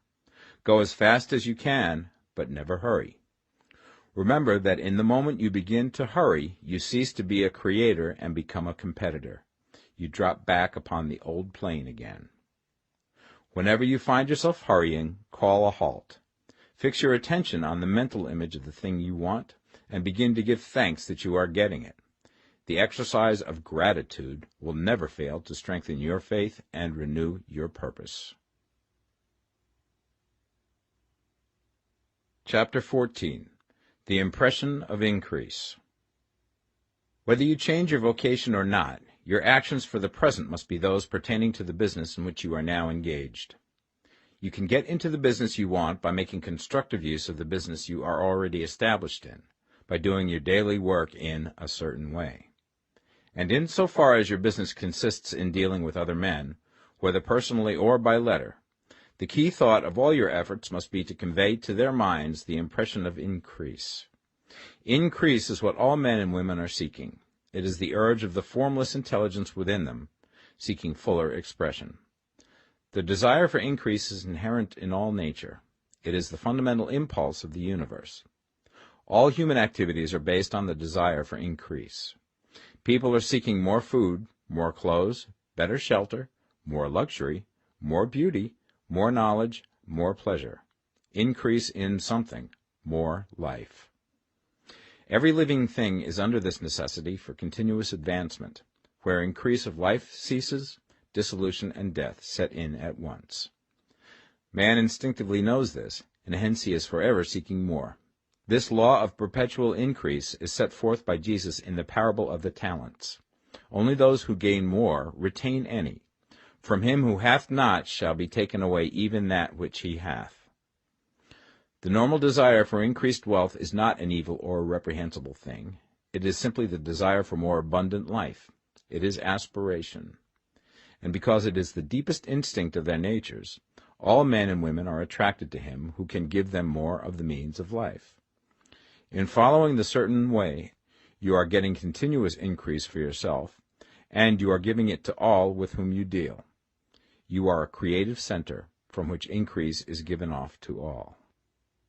Be sure of this, and convey assurance of the fact to every man, woman, and child with whom you come in contact. No matter how small the transaction, even if it be only the selling of a stick of candy to a little child, put into it the thought of increase, and make sure that the customer is impressed with the thought. Convey the impression of advancement with everything you do, so that all people shall receive the impression that you are an advancing man, and that you advance all who deal with you. Even to the people whom you meet in a social way, without any thought of business, and to whom you do not try to sell anything, give the thought of increase. You can convey this impression by holding the unshakable faith that you, yourself, are in the way of increase, and by letting this faith inspire, fill, and permeate every action. Do everything that you do in the firm conviction that you are an advancing personality, and that you are giving advancement to everybody. Feel that you are getting rich, and that in doing so you are making others rich, and conferring benefits to all. Do not boast or brag of your success, or talk about it unnecessarily. True faith is never boastful. Wherever you find a boastful person, you find one who is secretly doubtful and afraid. Simply feel the faith, and let it work out in every transaction. Let every act and tone and look express the quiet assurance that you are getting rich, that you are already rich. Words will not be necessary to communicate this feeling to others. They will feel the sense of increase when in your presence and will be attracted to you again. You must so impress others that they will feel that in associating with you they will get increase for themselves. See that you give them a use value greater than the cash value you are taking from them. Take an honest pride in doing this, and let everybody know it, and you will have no lack of customers. People will go where they are given increase, and the Supreme, which desires increase in all, and which knows all, will move towards you men and women who have never heard of you. Your business will increase rapidly, and you will be surprised at the unexpected benefits which will come to you. You will be able from day to day to make larger combinations, secure greater advantages, and to go on into a more congenial vocation if you desire to do so.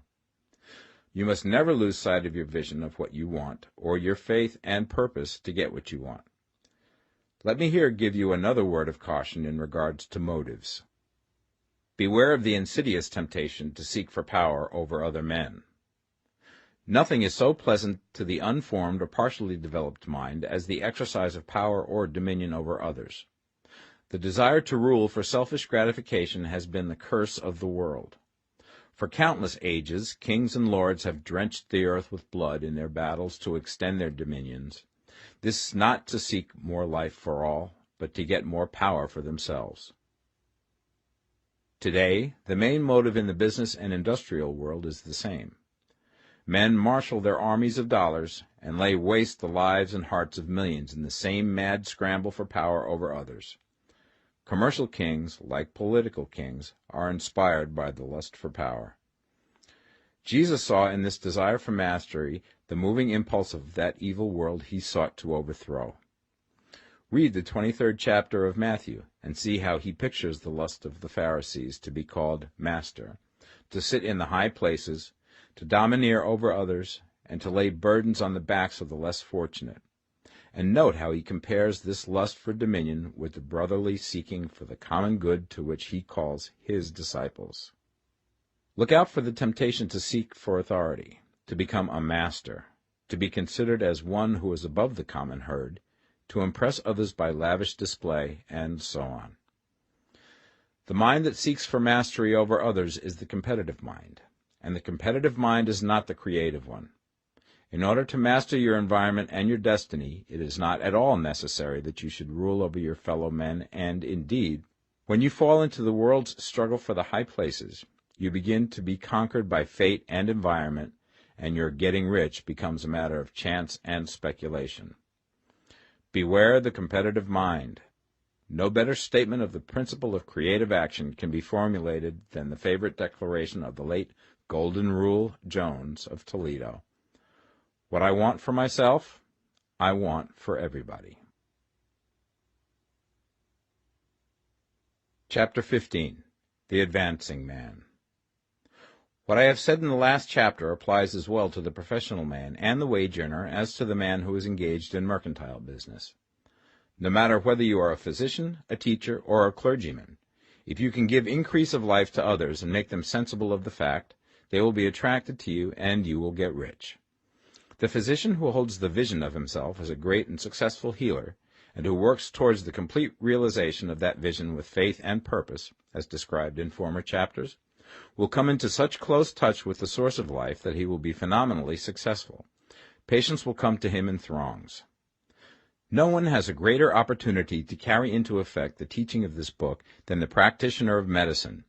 It does not matter to which of the various schools he may belong, for the principle of healing is common to all of them, and may be reached by all alike.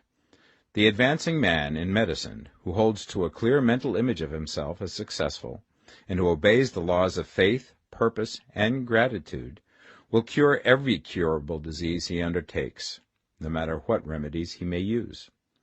In the field of religion, the world cries out for the clergyman who can teach his hearers the true science of abundant life. He who masters the details of the science of getting rich, together with the allied sciences of being well, of being great, and of winning love, and who teaches these details from the pulpit, will never lack for a congregation. This is the gospel that the world needs. It will give increase of life, and men will hear it gladly, and will give liberal support to the man who brings it to them. What is now needed is a demonstration of the science of life from the pulpit. We want preachers who can not only tell us how, but who, in their own persons, will show us how. We need the preacher who will himself be rich, healthy, great, and beloved, to teach us how to attain to these things, and when he comes he will find a numerous and loyal following. The same is true of the teacher who can inspire the children with the faith and purpose of the advancing life. He will never be out of a job, and any teacher who has this faith and purpose can give it to his pupils. He cannot help giving it to them if it is part of his own life and practice. What is true of the teacher, preacher, and physician is true of the lawyer, dentist, real estate man, insurance agent, of everybody. The combined mental and personal action I have described is infallible. It cannot fail. Every man and woman who follows these instructions steadily, perseveringly, and to the letter will get rich.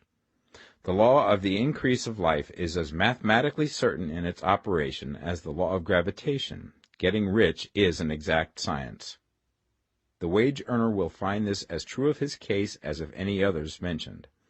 Do not feel that you have no chance to get rich because you are working where there is no visible opportunity for advancement, where wages are small and the cost of living high.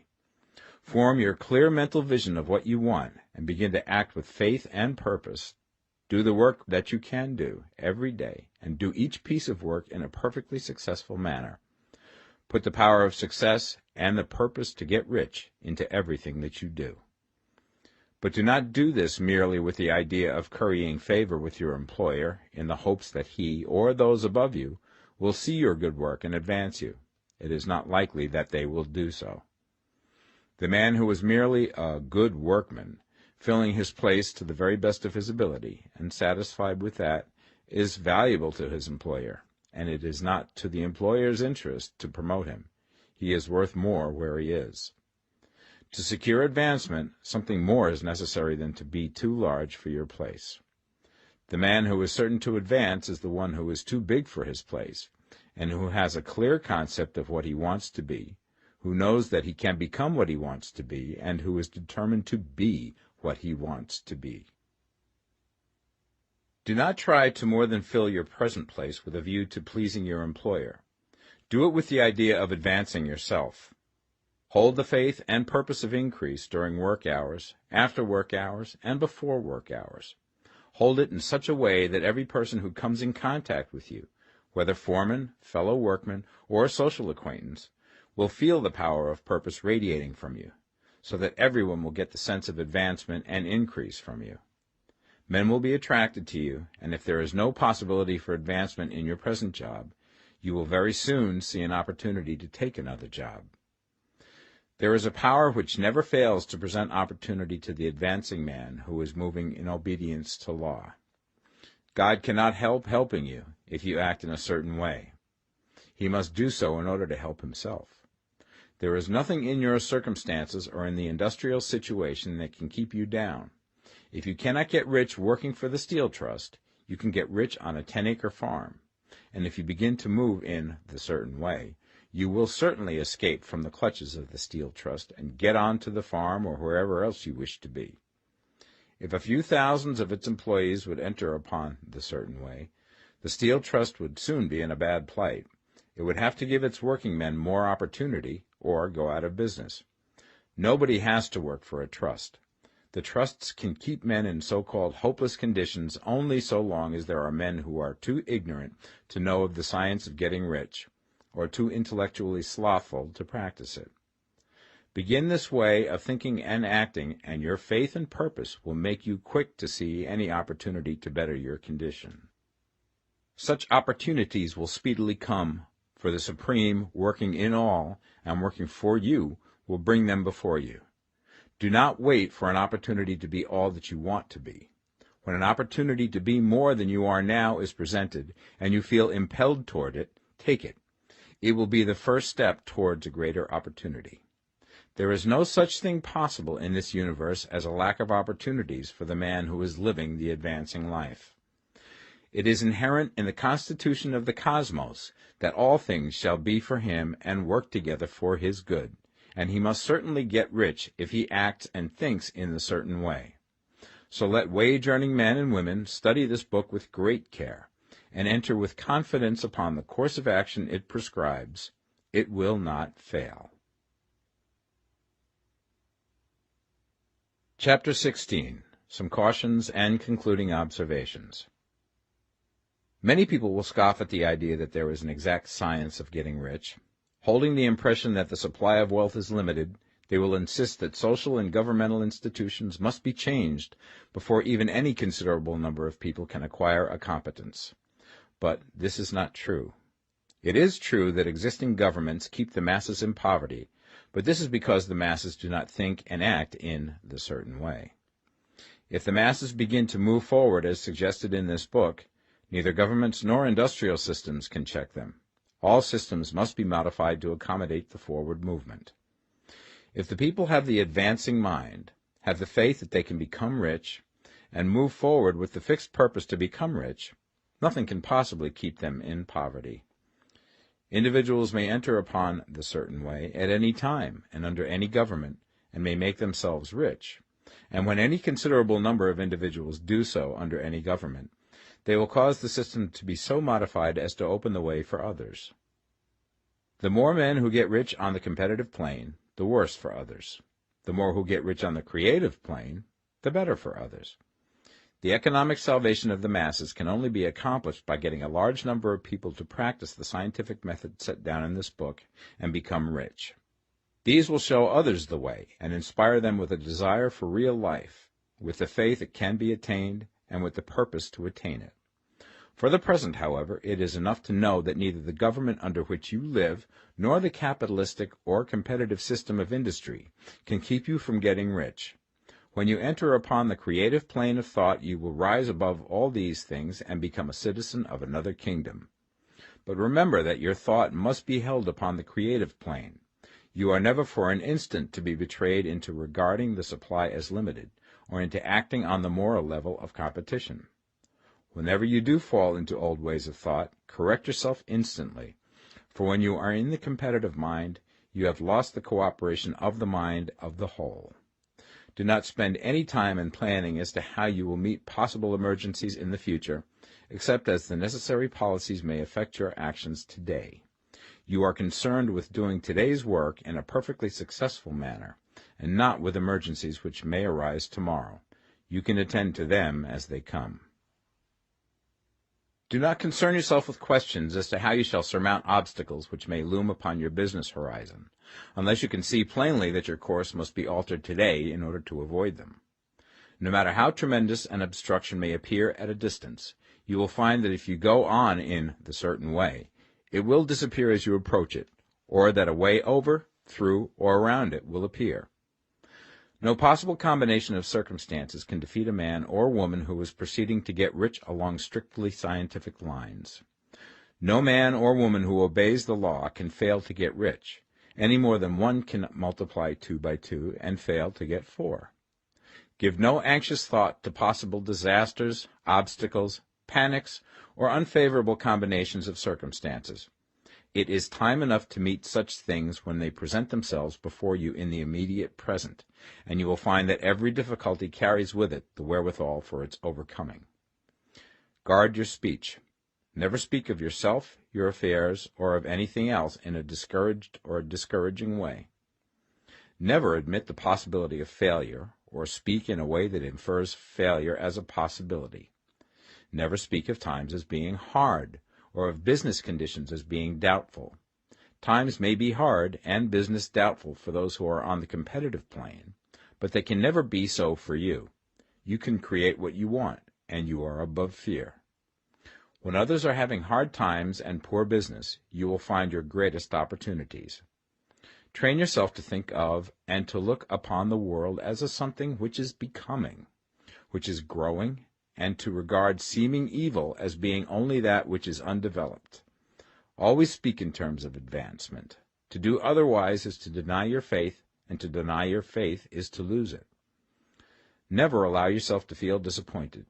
You may expect to have a certain thing at a certain time and not get it at that time, and this will appear to you like failure. But if you hold to your faith, you will find that the failure is only apparent. Go on in the certain way, and if you do not receive that thing, you will receive something so much better that you will see that the seeming failure was really a great success. A student of this science had set his mind on making a certain business combination which seemed to him at the time to be very desirable, and he worked for some weeks to bring it about. When the crucial time came, the thing failed in a perfectly inexplicable way. It was as if some unseen influence had been working secretly against him. He was not disappointed. On the contrary, he thanked God that his desire had been overruled, and went steadily on with a grateful mind. In a few weeks an opportunity so much better came his way that he would not have made the first deal on any account, and he saw that a mind which knew more than he knew had prevented him from losing the greater good by entangling himself with the lesser. That is the way every seeming failure will work out for you, if you keep your faith, hold to your purpose, have gratitude, and do, every day, all that can be done that day, doing each separate act in a successful manner. When you make a failure, it is because you have not asked for enough. Keep on, and a larger thing than you were seeking will certainly come to you. Remember this. You will not fail because you lack the necessary talent to do what you wish to do. If you go on as I have directed, you will develop all the talent that is necessary to the doing of your work. It is not within the scope of this book to deal with the science of cultivating talent, but it is as certain and simple as the process of getting rich. However, do not hesitate or waver for fear that when you come to any certain place you will fail for lack of ability. Keep right on, and when you come to that place, the ability will be furnished to you. The same source of ability which enabled the untaught Lincoln to do the greatest work in government ever accomplished by a single man is open to you. You may draw upon all the mind there is for wisdom to use in meeting the responsibilities which are laid upon you. Go on in full faith. Study this book. Make it your constant companion until you have mastered all the ideas contained in it. While you are getting firmly established in this faith, you will do well to give up most recreations and pleasure, and to stay away from places where ideas conflicting with these are advanced in lectures or sermons. Do not read pessimistic or conflicting literature, or get into arguments upon the matter. Do very little reading, outside of the writers mentioned in the preface. Spend most of your leisure time in contemplating your vision, and in cultivating gratitude, and in reading this book. It contains all you need to know of the science of getting rich, and you will find all the essentials summed up in the following chapter. Chapter 17. Summary of the Science of Getting Rich. There is a thinking stuff from which all things are made, and which, in its original state, permeates, penetrates, and fills the interspaces of the universe. A thought in this substance produces the thing that is imaged by the thought. Man can form things in his thought, and by impressing his thought upon formless substance can cause the thing he thinks about to be created.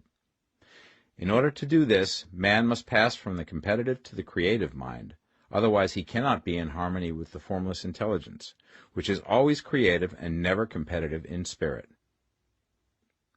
Man may come into full harmony with the formless substance by entertaining a lively and sincere gratitude for the blessings it bestows upon him.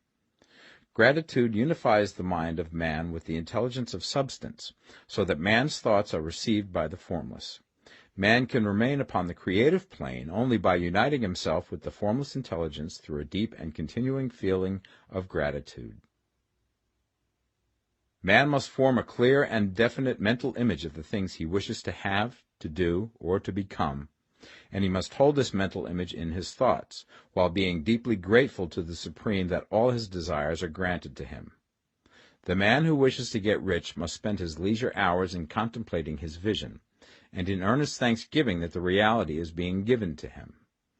Too much stress cannot be laid on the importance of frequent contemplation of the mental image, coupled with unwavering faith and devout gratitude. This is the process by which the impression is given to the formless and the creative forces set in motion. The creative energy works through the established channels of natural growth and of the industry and social order.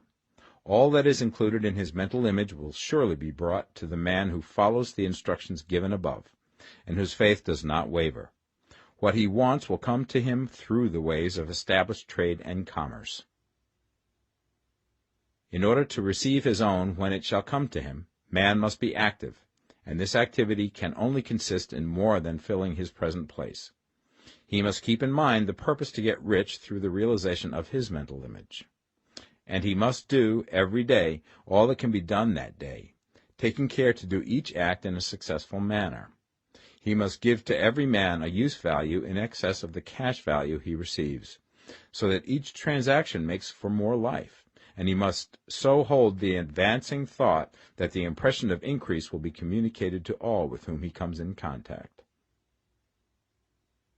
The men and women who practice the foregoing instructions will certainly get rich, and the riches they receive will be in exact proportion to the definiteness of their vision, the fixity of their purpose, the steadiness of their faith, and the depth of their gratitude.